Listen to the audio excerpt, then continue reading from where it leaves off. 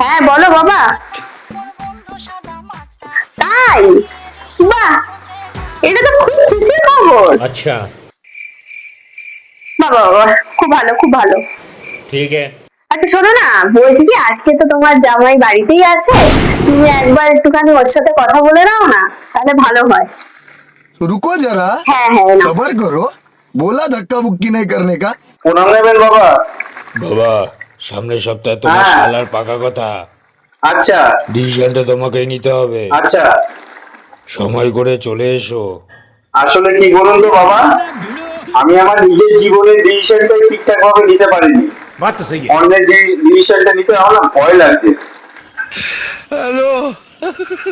হ্যাঁ হ্যাঁ আচ্ছা, खत्म। Bye bye, tata, goodbye, गया।